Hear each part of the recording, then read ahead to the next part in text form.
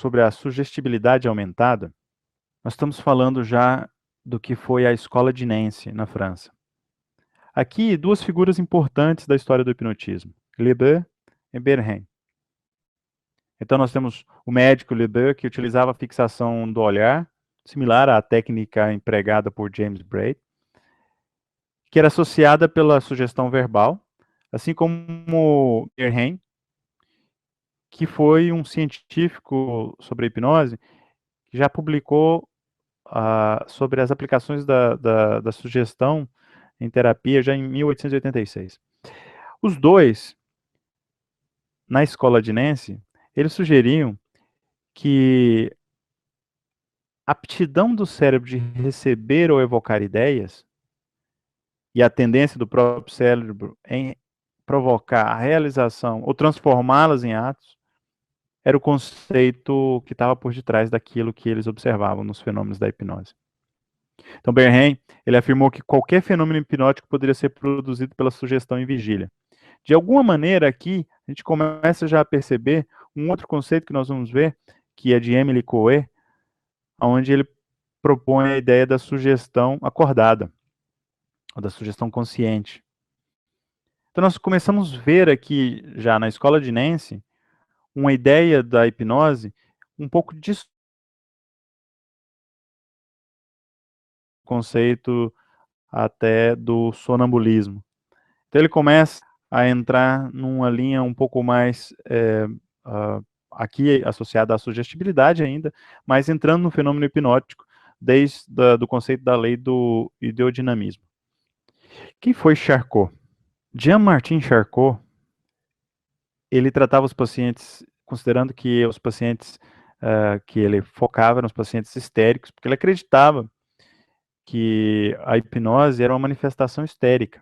E ele acreditava que a hipnose ela era obtida por meios físicos.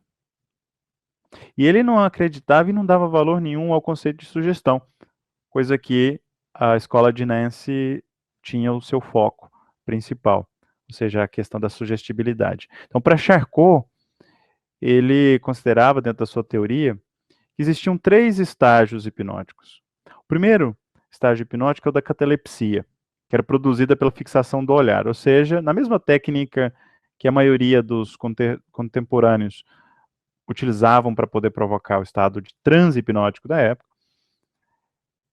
Isso era produzido através de técnicas limitadas, ou seja, a fixação do olhar ou a produção de um som.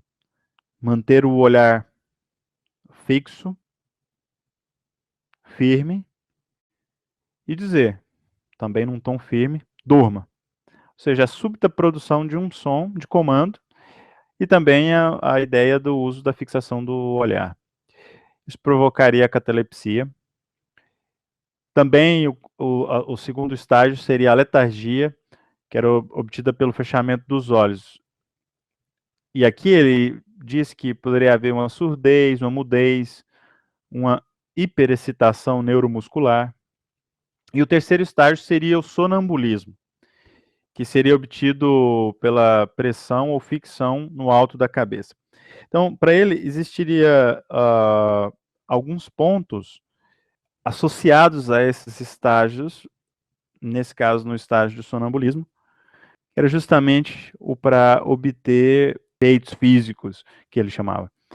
O que acontece é que entre a escola de Salpêtrière, a linha de Charcot, a escola de Paris, e de Nancy, a escola de Nancy acabou sendo a que se desenvolveu mais. E por que isso? Porque houve um congresso na época onde a maioria das autoridades envolvidas naquele congresso, eles tendiam a seguir um modelo proposto pela escola de Nancy. Da escola de Nancy, por exemplo, nós tínhamos aqui um dos que propunham o conceito de condicionamento aplicado, que é Émile Coué.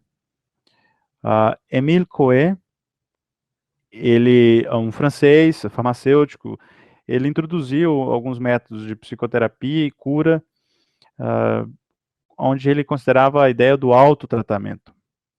era baseado no conceito da autossugestão, ou nós podemos hoje entender como auto-hipnose. Ele ficou bastante conhecido, e até hoje é bastante conhecido por conta dessa frase, onde ele batizou de um método Coué, onde o indivíduo disse, nós dissemos todos os dias, sob todos os aspectos, eu vou cada vez melhor. Ele propunha que a repetição dessas autossugestões, ela é o que a mente da pessoa aceita, e não a sugestão que o hipnotizador faz para com algum indivíduo realizar qualquer coisa frente a uma sugestão. E essa sugestão, na verdade, seria produto de uma auto-hipnose. Então, o que ele propõe é que o indivíduo ele se auto-hipnotizaria ao receber a sugestão de um hipnotizador.